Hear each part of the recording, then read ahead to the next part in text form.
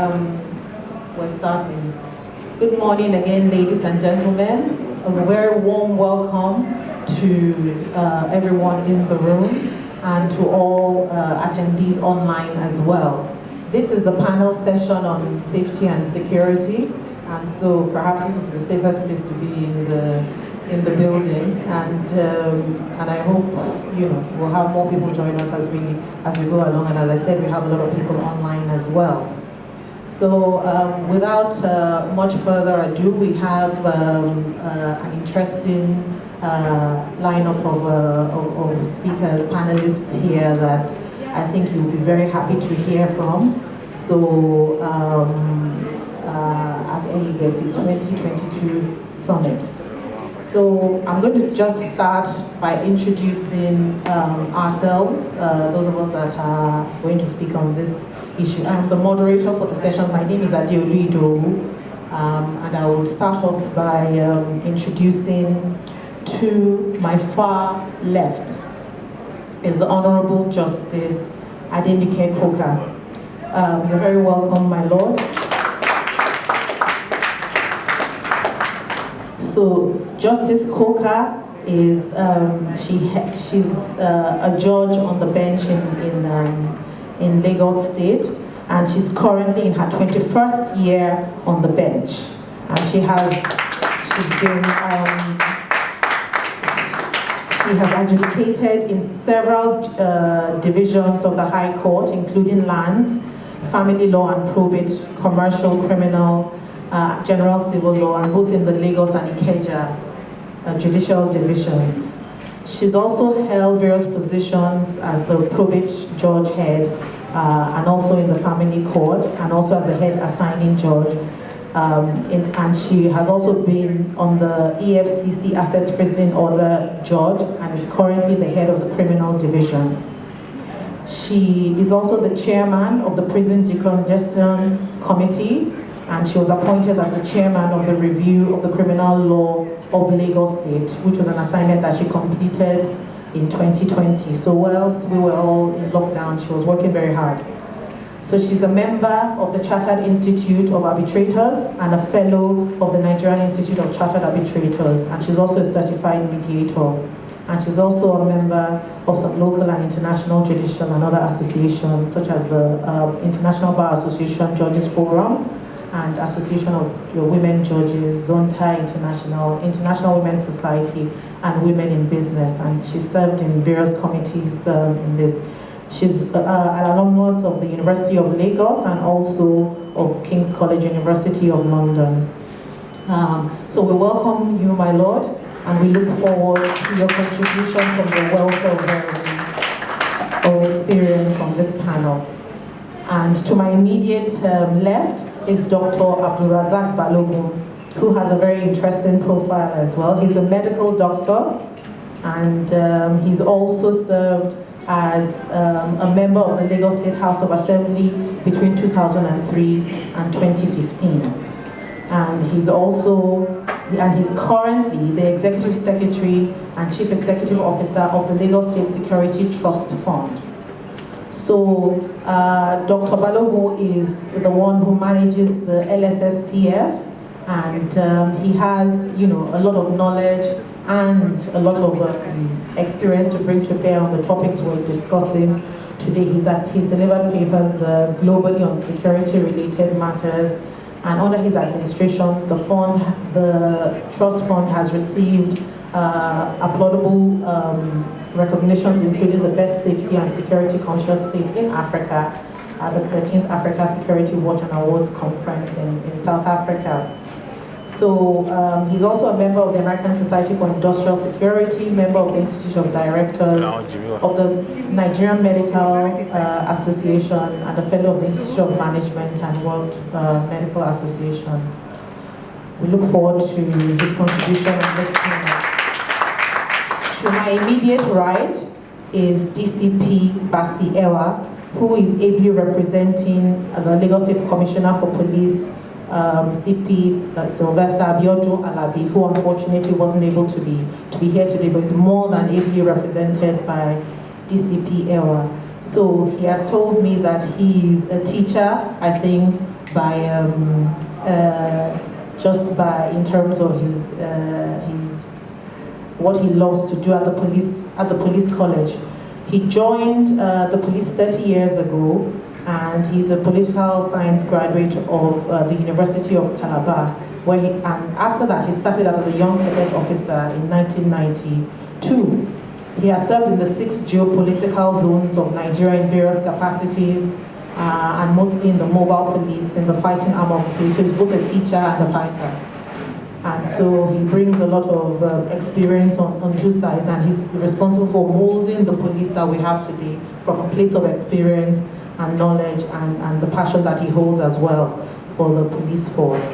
He spent 16 years as a mobile police officer, starting with the unit commander unit in Lagos to Enugu, Port Harcourt, etc. And he also served as the staff officer training at the Mobile Police Force headquarters in Lagos. So he's now, he was the area commander, Port Harcourt River State, and in his current duty, he's the Deputy Commissioner of Lagos State in charge of administration and finance of the Lagos State Police Command, which I imagine must be a very complex and difficult job. So we're very grateful to have him here and his contribution. And then to my extreme right is Mr. Wale Olaoye, who is the Chief Executive Officer of Halogen Group, a private security solutions provider in West Africa. So he's a risk management professional and bridges strategist who's committed to transformation of the private security space in Nigeria. His career spans 25 years across four continents. He's a member of the American Society of Industrial Security, the Association of Licensed Professional Security Practitioners of Nigeria, and the fellow of the Nigerian Institute of Industrial Security, Institute of Professional Security, Police Community Relations Committee. So he's a member of all these things, and it's good to know. I mean, given that we know that security is such an important thing, it's good to have professionals who, are well schooled in that area. He has also led, large multinationals in various capacities, and was a former chief operating officer of Impex Worldwide. So, you're welcome. I also have the interesting pleasure of introducing myself, which would be a good thing or perhaps dangerous if I talk too much about myself. So my name is Adeolu Idowu. I said I'm a partner in the law firm of Aluko and Oyebode, which is one of the leading law firms in Nigeria. I'm clearly, so from that you may be able to do. I'm a lawyer.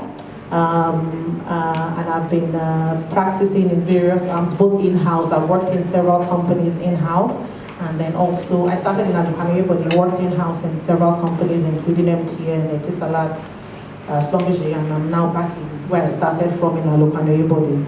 I'm also, I'll just end that by saying I'm a Lagos State born, bred, minted. And so I very much look forward to these discussions on how I will continue to be secure in my home state. So without further ado, we have a limited amount of time, so we're going to be trying to be very crisp about it. One of the things I would say to set the scene is that we're part of the Ehideti Summit, which is looking at Lagos State for the next 30 years, and it's aspiring towards what Lagos State will look like and be, the Lagos of our future in 30 years' time. So these discussions would address things that are going on today, but also are looking forward. So when you hear about things like flying cars, it's not that, we're not being realistic, but that is the future. And I just want you to have that context before we go ahead. So I'm going to just start my first question addressed to Dr. Balogun, where we have seen that, Dr. Balogun, Nigeria ranks quite low in the Security Safety Index. We're 155 out of 181 countries in just Africa alone. So I shudder to think what we are in the world. So what would you say are the prevailing security issues in Lagos State today? What are the things that have made us rank so low?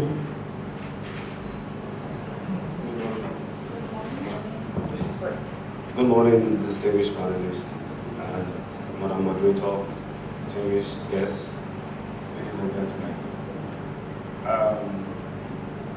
The situation, the crime situation in Lagos State is known to everyone.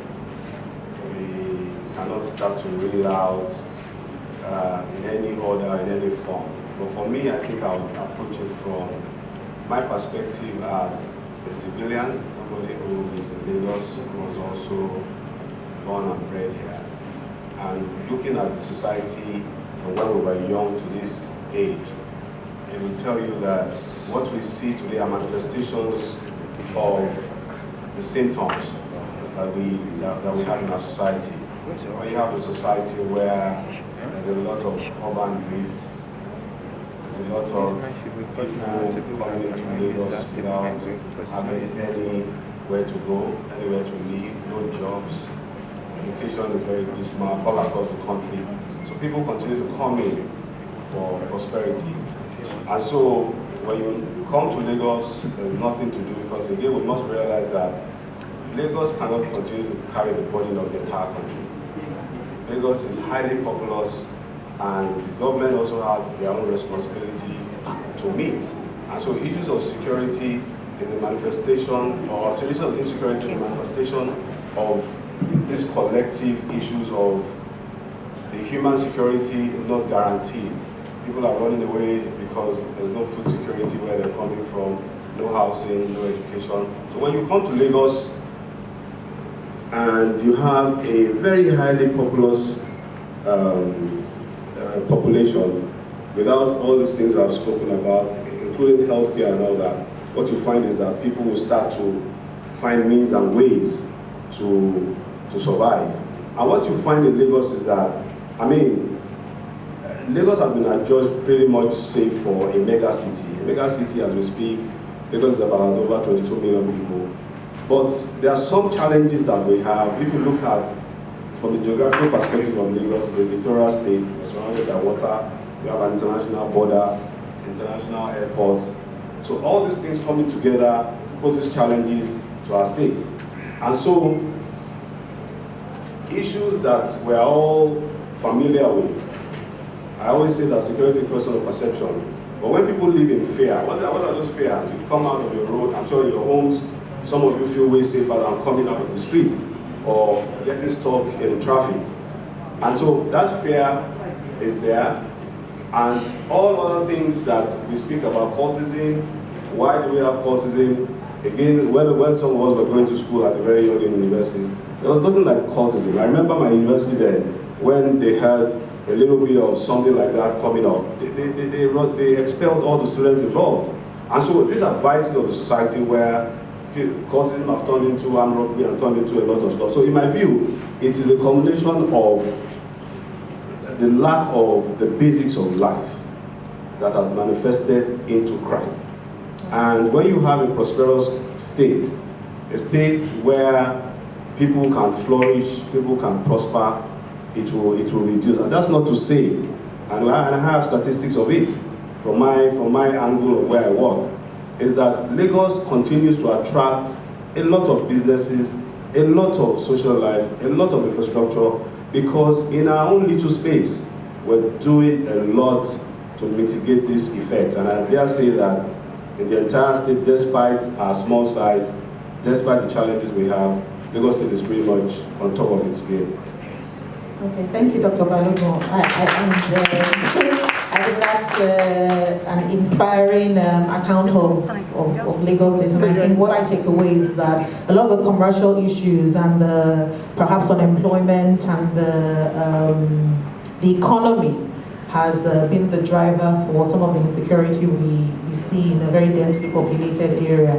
So I'll move quite quickly because time is not on our side, to my Lord, Justice Coker. So I would ask, my Lord, that how do you see the government's ability to respond to all these security risks? There's so many things that happen once you, I think to these days in Lagos State, it's a bit better when you're in your house. Once you come out, there's so many things, from kidnapping to one chance to, muggings and various things that happen out on the streets. So my Lord, how do you see how government is able to respond to all these things that we face on a day-to-day basis? Well, thank you very much, and to my esteemed members on the high table, ladies and gentlemen, I'll stand on Dr. Balogun's protocol. Well, I'm talking from the justice sector, as we know, and we may not be crime stoppers, but we are there to ensure that crime does not pay. That is what we are there for. And of course, there are so many stakeholders in that sphere. And the question is, why is there the delay? It's usually because of funding. Most of these institutions need the funding to be able to respond. I mean, do we have enough fire people to respond if somebody commits arson, if somebody sets, somewhere on, if somebody commits a crime? By the time people are holding somebody, there's a mob. Do the security agents come quickly? Do we have funding for that? If somebody is injured, do the ambulance people, are they funded? So there's a huge funding issue. There's also, of course, there's always a funding issue for the prosecutional agencies as well, whether by manpower or what have you. And then when you come to the courts as well, there's so many things that still need to be done. So it's a matter of investment, to be done in the right places. And I think that is what is causing the delay. We need that infusion to ensure that those institutions, those stakeholders are, equipped and ready to meet the challenge. Thank you. Thank you very much, my lord. So from what I hear, the people need money and the state needs money. So but we now need to figure out where all that is going to come from. So DCP Ewa, if I may come to you, sir. So in terms of the perception, and I know that the police tends to get a lot of, whether fair or unfair, and sometimes I think it's unfair, sort of flack for the security issues, given that I think they don't have a lot of the wherewithal and funding that my lord spoke about. In terms of the current perception of the security and enforcement challenges in Lagos State, how do you see, what is the impact of that perception on your ability to address the security issues? Madam Moderator, members of the panel, ladies and gentlemen, good morning, everybody. If you ask me, I think we are doing great. Very, very great. Lagos has been adjudged to be the safest state in Nigeria. There's a whole lot of insecurity in the country, that's true. And Lagos, in the recent past, has been doing wonderfully well. The synergy between the police and other security agencies is wonderful. The Lagos State Security Trust Fund has been doing very well for us. The state government has always been there.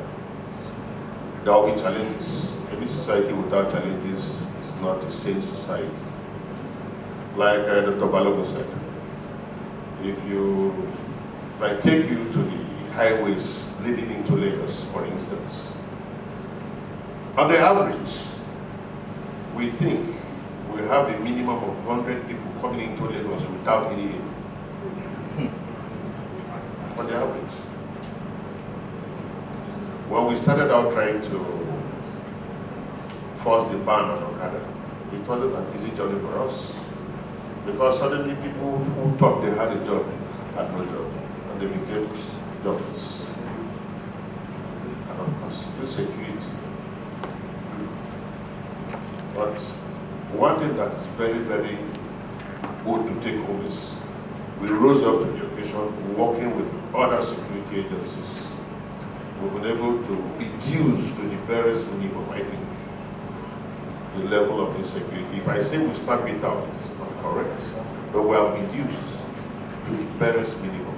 And we will continue to do that with the support of members of the public. So I charge you, sitting here, see, when you see something, say something. The police and security agencies are not magicians.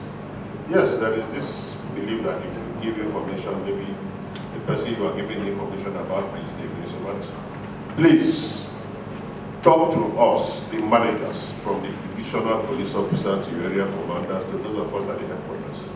We are willing to work with you to make our society better. Thank you. Thank you, DCPL. So I think that, and I mean, to be fair to the police, I think certainly things have evolved. I think we moved from a situation where we're in our houses and scared of armed robbers coming in. It's just when now you're on the streets that you're a bit more scared now. But we all can't stay in because we've been told we need to improve the economy and work. So I'm going to jump to Mr. Olaoye because we've heard from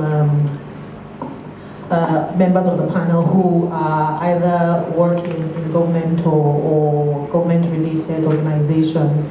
So we would like to hear from the private side of things. So what in terms of the current plans or future plans, based on your own understanding of this 30-year LSDP positions in Lagos State, how do you see, what is your own perception and understanding of those positions, and how do you feel they are fit for purpose in the vision we have for Lagos State as we're moving from where we are today to where we want to see ourselves in 30 years?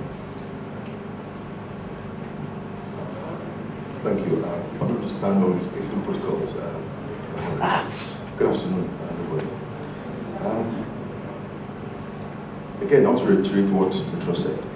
The essence of APT 2022 is future forward. The context of where we are today and Lagos 30 years from now. And it's, from what I've seen in the plan, the very first, there are 23 initiatives for safety and security, under safety and security. So the very first initiative was the need, states that there's a need to rethink the policy, institutionalize a full security strategy for Lagos. Now, that is where the work is. There's a lot of talk. 3 years ago, we had a summit for Lagos Security Summit. There's a lot of work done already in that document. Now, if you align with the first initiative in this context, the evolution of people, place, work of Lagos, from where people are put there today that look, every day people come to Lagos aimlessly. A lot of people come to Lagos for safety, unknown people. Lagos transcends the metropolis and megacities of Lagos. There are over 250 ungoverned spaces in Lagos, ungoverned.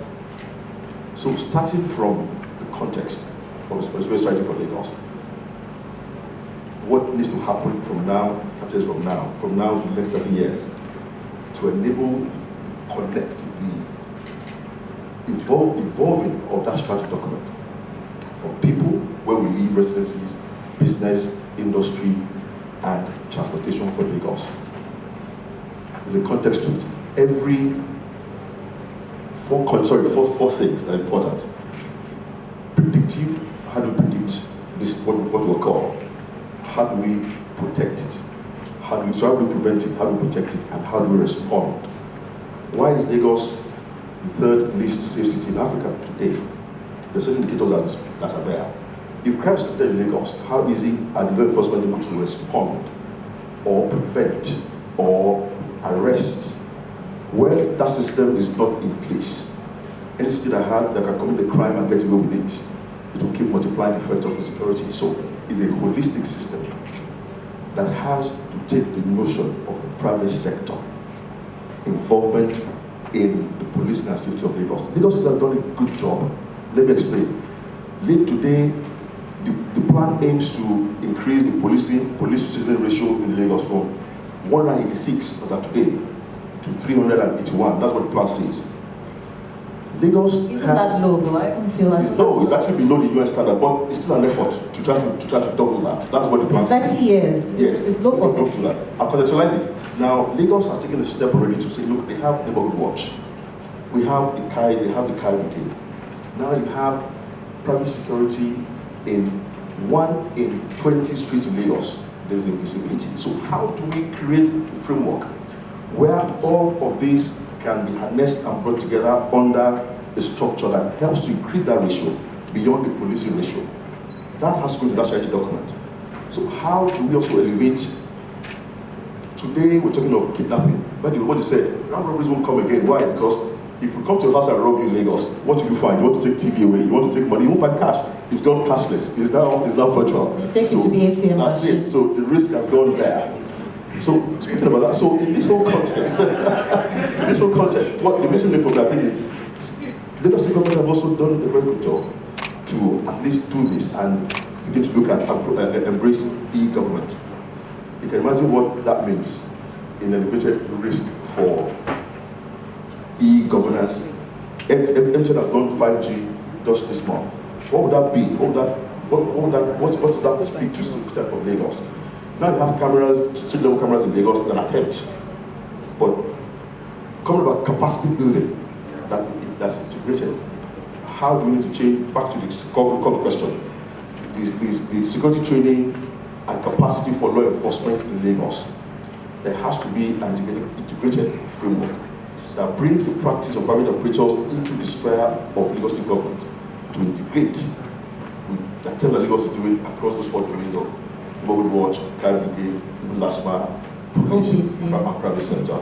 But on the back of technology, what does that portend? Okay. Primarily also, we must I know you have a lot to give us, but I'll ask you to wrap up, and then I'll still come back to you.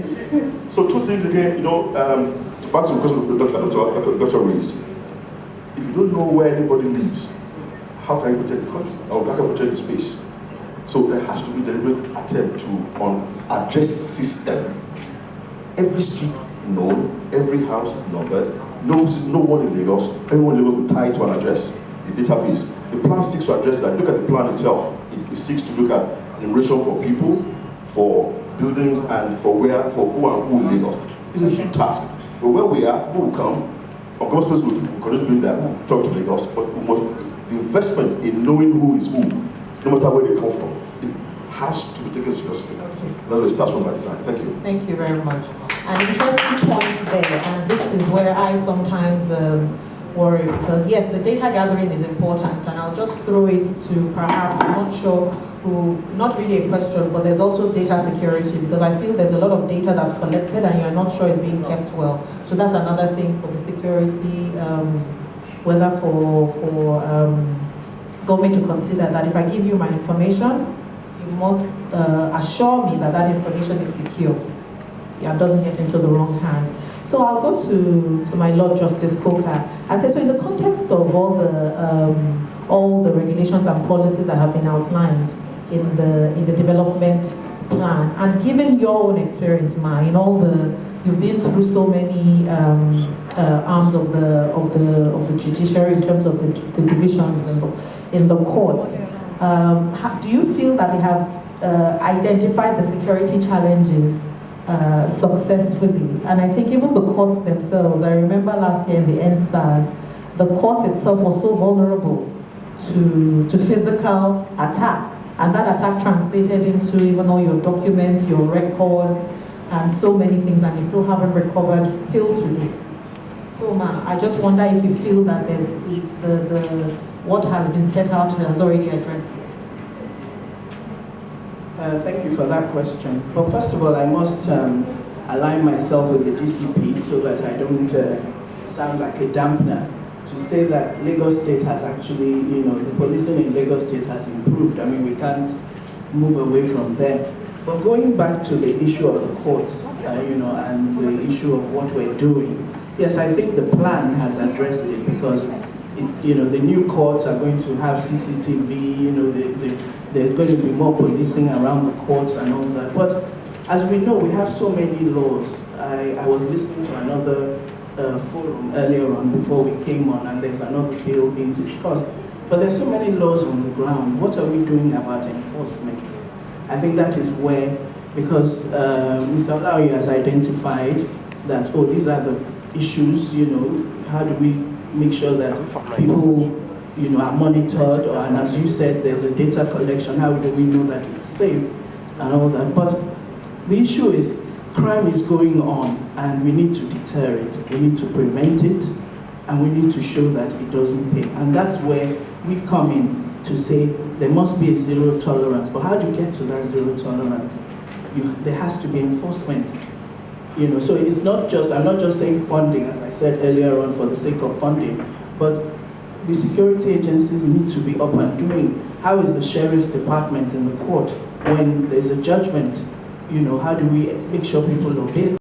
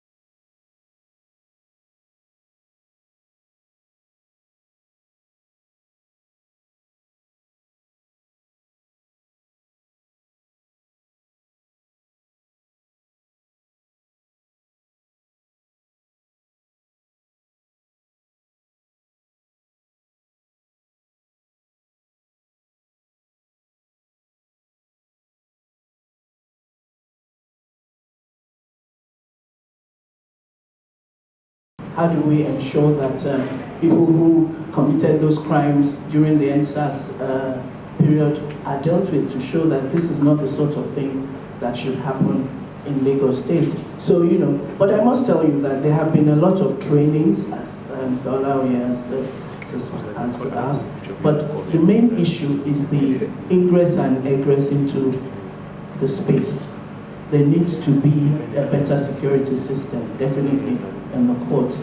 I mean, my colleagues here will tell you that at TBS, where there are courts, we're sharing the building with some other people.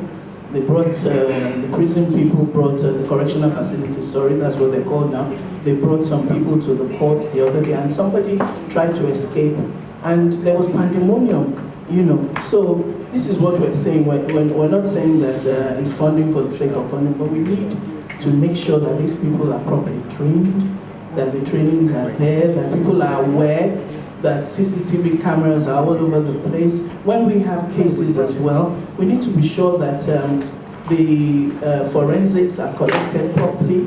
The police and the officers, the IPOs come to court, they know that it is their duty to come to court to give evidence, because the courts cannot do anything without, the evidence. And if people think they can get away with crime, then, they don't respect the system, so this is just my contribution from my perspective. Thank you, my lord. So, and I'm really happy, thank you, Mother, you touched on issues with regards to, the enforcement and all the various, the engines behind the execution, and which is very important. I mean, we all watch, programs about how it happens in the world, and even in say countries like in the United Kingdom, CCTVs lays, you don't realize you're being watched until there's a crime, and then they show, I don't know if you've ever watched, they'll show somebody from when they left their house, and each CCTV camera, even the cameras outside private buildings, they collect the data to show how the person moved about in that day and all the things that happen, and it's very useful, even if you don't know you're being watched. So I'll now move to DCP Ewa. So in the absence of all this sort of the engine that you need behind the scenes, there's a slow rate of response from security agencies because you're hampered by the various things you need. I personally couldn't tell you what number I should call now if I was in a security situation. Emergency call lines, there's a delay in processing times, whether it's your safety or whether it's something happening in your home and all that. What do you see? And I know that you say Lagos is certainly the safest state in Nigeria. We don't quarrel with that. But is that the standard we aspire to? We aspire to a much higher standard, which is that we should. The plan says we should be in the top 5 in Africa, and even that I make bold to say is perhaps even low. We should be number 1 and then aspire to higher standards in the world. So, because we want to be an economic powerhouse. So what are the key drivers that you need, sir, to promote the efficient operations of either the police or the security agencies? And please don't, we have government people, so please don't be easy on them. Tell them what you need so that they can go back and say that, this is what we need to get to the 2030 stage. Thank you, sir.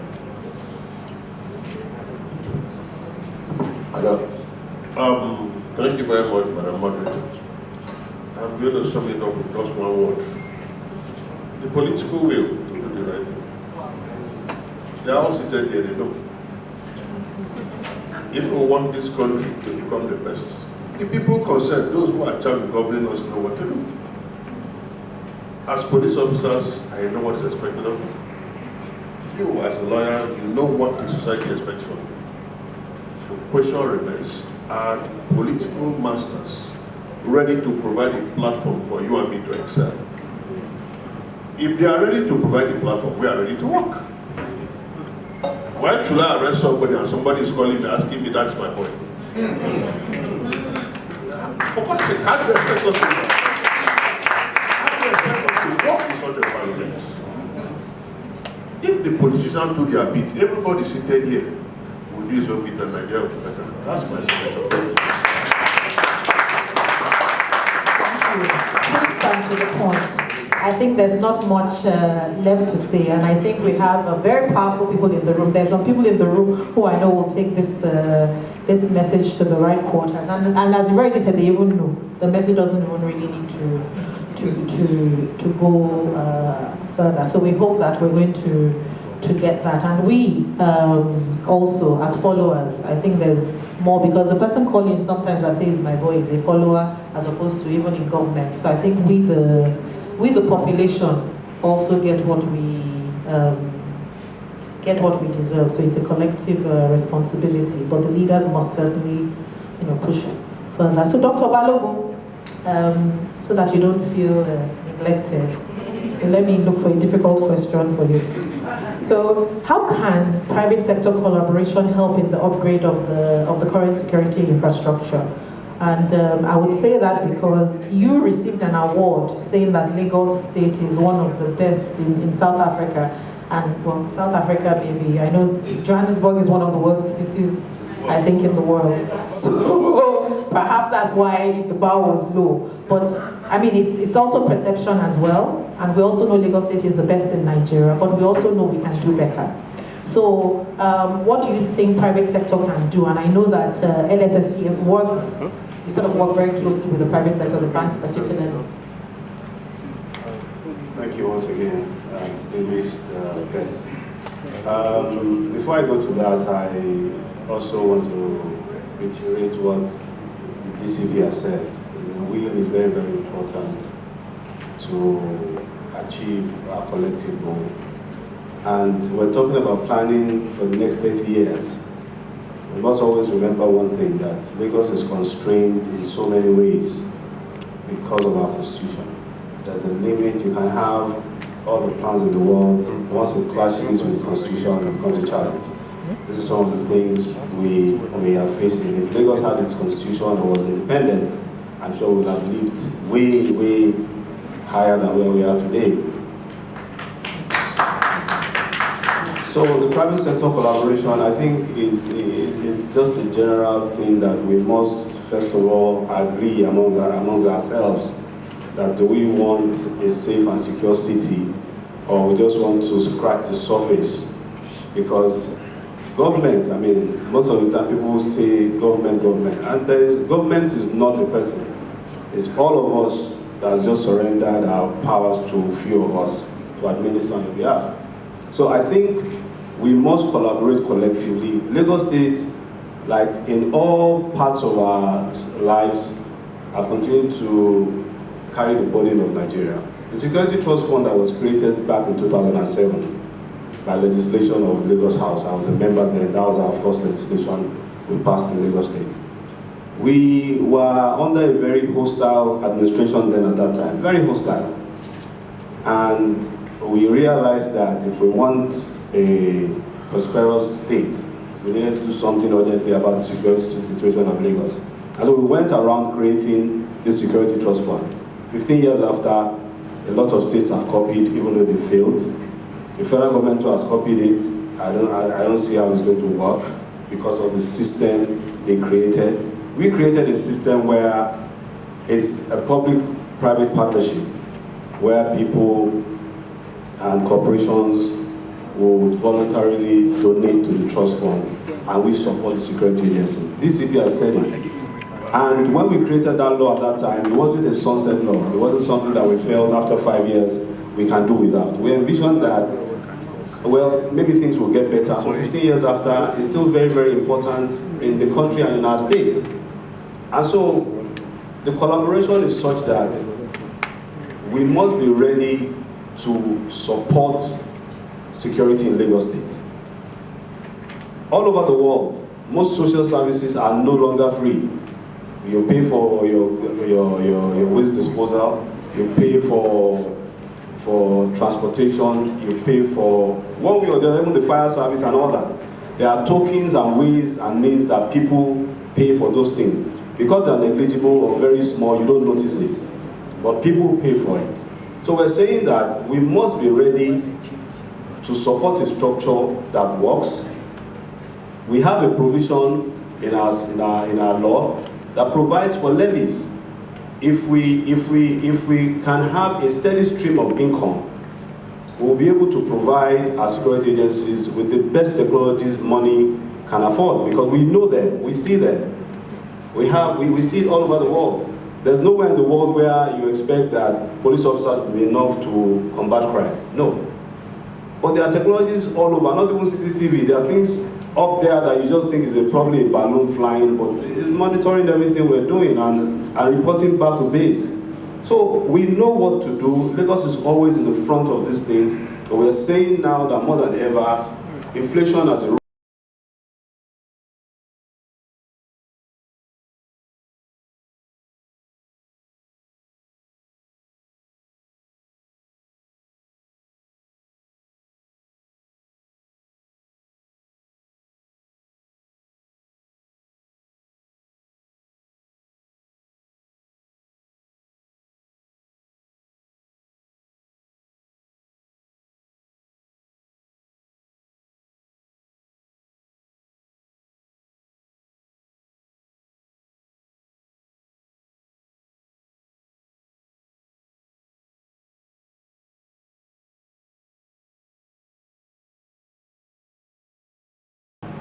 to corporations that do CSR every year, that make a lot of profit. 45% of GDP of Nigeria is in Lagos, and yet we get less than 0.1% support from corporations. And so, moving forward to the future, we must start to look at ways by which we can have a sustainable partnership. Like somebody said here, if you have a legislation in Lagos, for instance, that says that all houses and all corporations must have external CCTV. What that means is that you have covered almost the entire part of Lagos. And please, before I conclude, we must not forget, because most of us tend to forget, that those of us that live around here, it's not only Ikeja, VI that makes Lagos. The Aporus, the Ajangbadi, the Kokomaiko, all those places are on their own, and they are part of Lagos. And that's why you see them also migrating. We saw what happened during the lockdown. In most areas of Lagos, we were threatened by people who came around. So it is important that we support the trust fund so that we can continue to do what the mandate we are created for. Thank you. Thank you very much, Dr. Balogun. So I'd like to, at this point, ask you all to please scan the link so that you can ask questions. So you can put your questions online, and then they'll come to us, and then we'll be able to address them. So moving on quickly, and thank you.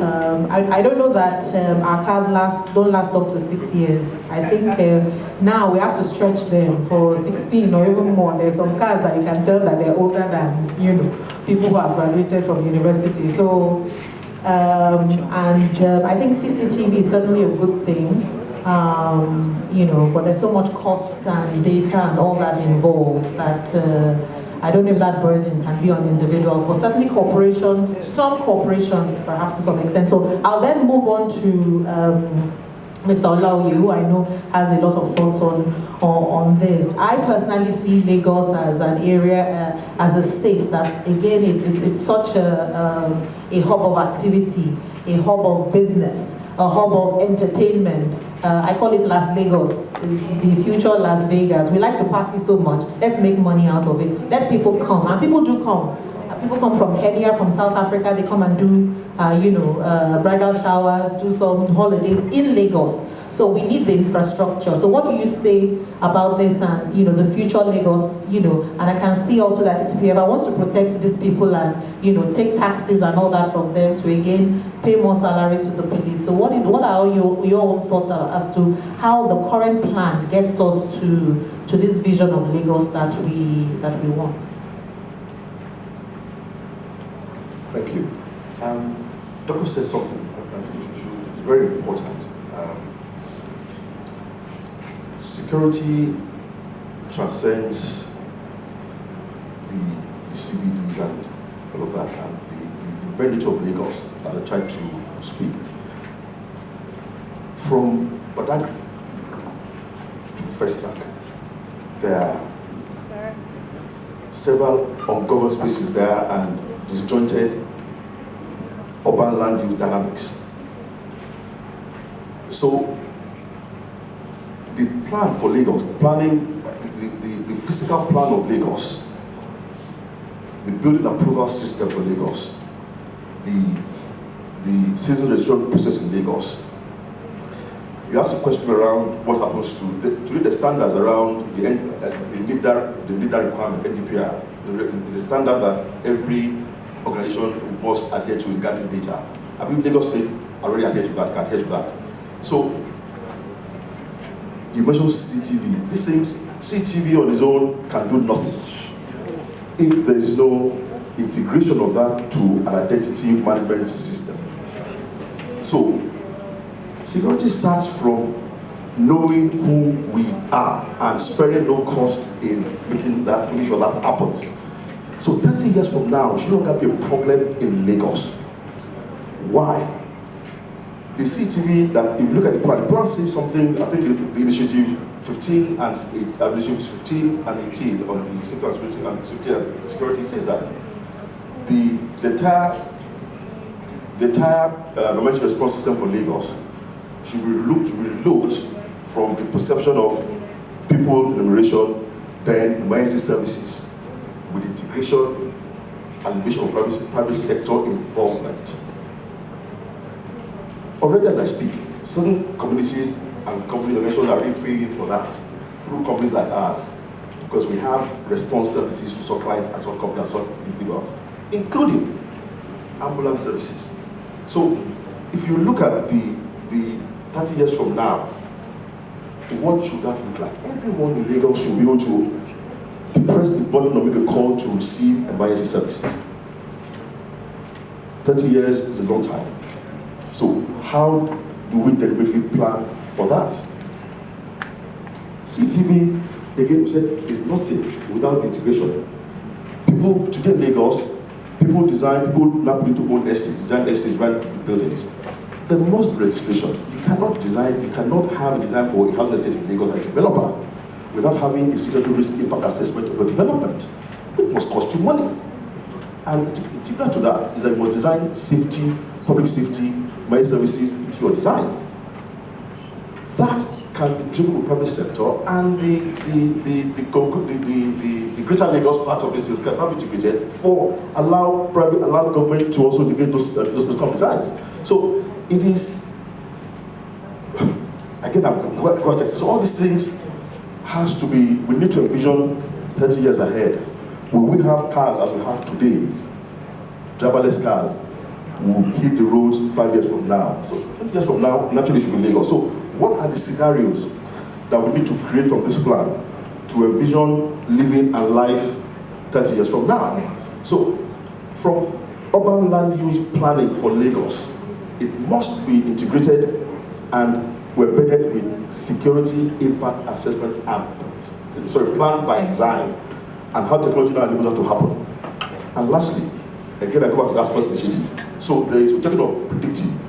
So how do we, 30 years from now, predict how people come to Lagos? And when they come to Lagos, we must know that they have an address. We must be able to track and trace every individual. To answer your question, the crime happens in Lagos 30 years from now. There is a system that will detect, that can trace, that can do an audit trail from where you are to where to crime scene. But it's done by legislation, and it can work. Every company, everyone that has, absolutely, someone that has a public space, you have a public salon, you have a hairdresser salon, you have a bar. Mandatorily by law, you should have a working closed circuit system that must be plugged to the back end of government. You know, now Lagos have street level cameras. It must be integrated. Well, that's a bit of nanny state, so Big Brother is always watching. No, listen, we can't have safety, no, it's not intrusive. You don't have to release it. It's only when it's demanded to manage to assess the crime. Absolutely. Yes. So that's how those things, that's why the index you see in those countries. There is look, the 7/7 bombing in the UK, how did they track those gentlemen from their home to the station to King's Cross station? Because it's a process. It's not done without deliberately. So these are the things that has to happen. Once they visit, our police officers, wearables will become usable at that time. Why? Because the person for the officer to commit crime or to do these things, when they're motivated, will be reduced. But that system cannot work on its own. How do we ensure that it ties on to the response system and command centers around the operations that will enable everything to be visible. Thank you. Private sector playing their role in it. Thank you very much, Mr.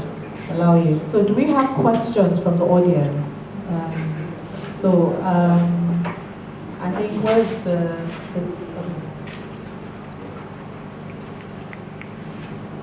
okay.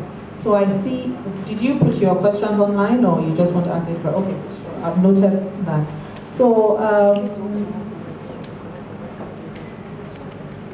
is there a jurisdictional issues? This question I think is for DCP. What is the police doing about collaborating with neighboring states to fight crime? Is there a jurisdictional matter? So I guess those are the states that, so I'll just give you 1 minute, if possible, to answer that. We have one Nigeria police force, which means when crime is committed in Lagos and the person runs to Ogun or any other state, we can go after that person. So the issue of jurisdiction or when the crime is committed does not exist for us. It's just one police. We have our way, we call the people concerned and we are willing to take it. Thank you very much, sir. The next question is also for you. The question is, if one is what do you do if you're being wrongfully harassed by the police? I guess wrongfully is subjective. That's why we have. You may be mischievous and your claiming is wrong. First, on the decks, I'm aware that the number of all the senior police officers in Lagos, for instance, is out there in the public domain. I get calls from people telling me, your men have done this and we immediately go into it. I just will ask that Nigerians should be patient enough to take time out and find where these numbers are. They are there. There is no senior police officer you call who will not take this call. Take that call. Thank you, sir. So, are you ready with your question and you'll be succinct with it? Can somebody please give him the microphone or is your voice loud enough? We stand on protocols to the question.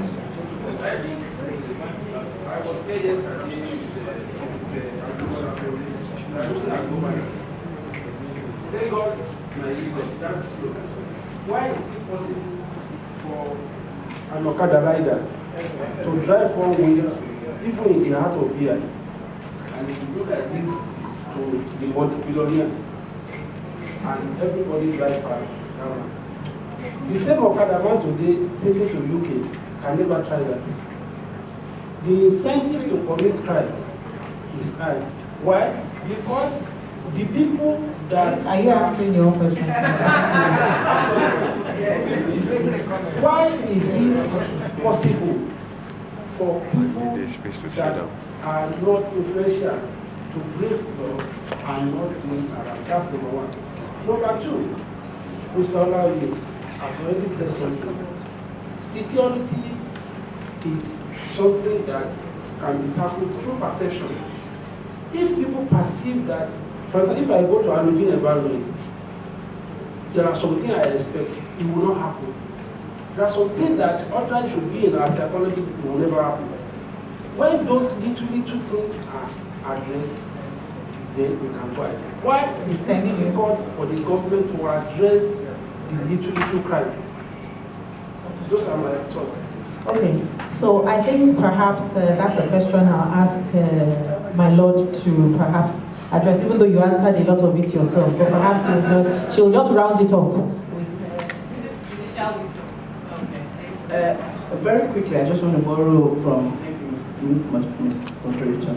I want to borrow from what everyone has said, that there needs to be a public and private collaboration. I mean, everyone in Lagos is a stakeholder. That's number one. Number two, as we say in our own sector, justice is a three-way street. It's for the victim, the offender, and the society.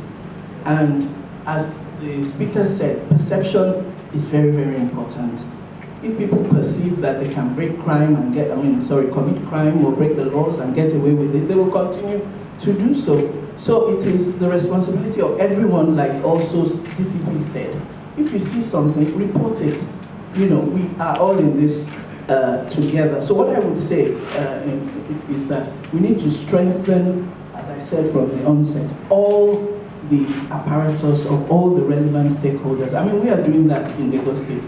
Lagos State Judiciary is the foremost judiciary in Nigeria. I say that without apology because, the time frame for cases has been shortened tremendously. And this is again with significant public-private sector partnership, the trainings and everything, is going on to make sure that both in the criminal and the civil, because when I was in commercial division, we had the fast track division to ensure that commercial cases, as disputes are resolved timeously, especially the ones that are not so complex. For obvious reasons, there will not be investment if people do not feel secure in Lagos State. So it's very, very important that that perception is addressed. And the only way I can tell you is that we are addressing it, definitely. All arms, all stakeholders in the justice sector are addressing it. So people with petty crimes are actually more than the people who commit larger crimes. We have more of that, and we're addressing it. In fact, that is why there's the need to decongest the prisons, because we're finding that those who have committed petty crimes are much more than the ones who have committed, more serious crimes, particularly white-collar crimes. So, this is ongoing, and we can assure you that justice will be served. Thank you. Thank you, my lord. I was very interested in criminal law as a young lawyer, but I saw that the rich people didn't get caught much, so I didn't think I could make much of a living out of it. So I'm hoping they will be caught more, so that I can go back to my first love of criminal law. So we have a question here that says, how can CDAs be integrated? And I'll address that question to Dr. Balogun and ask you to also give your own, wrap up as you answer. CDAs are community development associations in various local governments in the state, and they are very important stakeholders in the community policing system and the vigilante system of the state. And every local government in Lagos State, they all have their own CDAs and their parent body that deals with the government. They are called the CDCs. So they're very important in the security of Lagos, and they are fully integrated into the system. And they also metamorphosed into the Lagos State Neighborhood Safety Corps, so that they gather information for our security agencies. So they're very well entrenched in the system. And my final wrap-up is just to say that the next 30 years is not a long time. It's not a long time. There are some certain things that cut across our systems that we must put in place to achieve that goal. I believe that the next 30 years we will not be talking about issues of state police, federal prisons, state prisons. All those things will have been achieved at that time. And Lagos would stand so much on its own, would have accomplished a lot. We would have a situation where we do not need to continue to beg people for support for our agencies, because what would happen then is that once we become independent somewhat, people will pay their dues. There will be a buying of citizens. There will be accountability and transparency in how we spend resources, and people will be held accountable. So in my view, I think 30 years is a good one for us to plan, and I'm sure we will achieve a lot by that time. Thank you. Thank you, Dr. Balogun. So with 1 minute, 30 seconds to go, I'll yield the floor now to DCP Ewa, because I think you should have perhaps the final word, before we move on, which is that, so 30 years, given everything that we've said, we've also said that in terms of crime, accountability and all that, there's so many people at the bottom of the food chain that are being caught and in the prisons. So what about, the bigger fish? And perhaps they're more influential in the society. If you catch one big fish, you perhaps prevent 50 small fish from a life of crime. So how do you feel that the police going forward in 30 years will be able to address this slippery big fish in our system that continue to evade justice? First First of all, I'd like to wish that 30 years from now, we'll still be around. And if I'm not, those who will be around should be able to ask. Society belongs to all of us all. We should be able to ask our leaders why things are the way they are. And then ask those of us who will be charged with enforcing the laws to go out for those big fishes who are probably, quote unquote, responsible for the miasma that we are in now. And if that is done, I think 30 years from now, there will be some kind of El Dorado. Thank you. So now you look as if you want to say something. And we have 8 seconds. Just 2 words. First off, I think we've spoken a lot.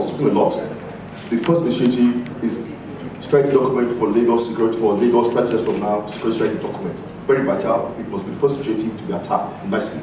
Secondly, Lagos, the transition security for Lagos, multimodal for land, rail, waterways, connected, and have a transition security system for Lagos that is integrated with the command center. That would be one thing. We're back to one thing. On the roads in Lagos, all the bus stops, water, land, rail is connected, is secured. Once you do that, you take care of a huge part of the movement around Lagos. That's an initiative that needs to happen, and that can happen very quickly in that plan itself, and it's key. Thank you very much. So I think we've heard from our distinguished panelists, and I want to thank each and every one of them, from my Lord Justice Koka, Dr. Balogun, DCP Ewa, and Mr. Olawe, for their very, very interesting contributions today. I also thank the audience for their interesting questions and participation. I think we've had a lot of very interesting conversations that has given us food for thought, and I hope it's not just for us to come to government, but also as we as the citizens and we as the people of Lagos all go and think about our safety and security, and how we can contribute and how we can do better to secure ourselves, not only for Lagos for today, but also for the future. Thank you very much for being here today and being a wonderful audience, and we hope that you enjoyed the session. Thank you.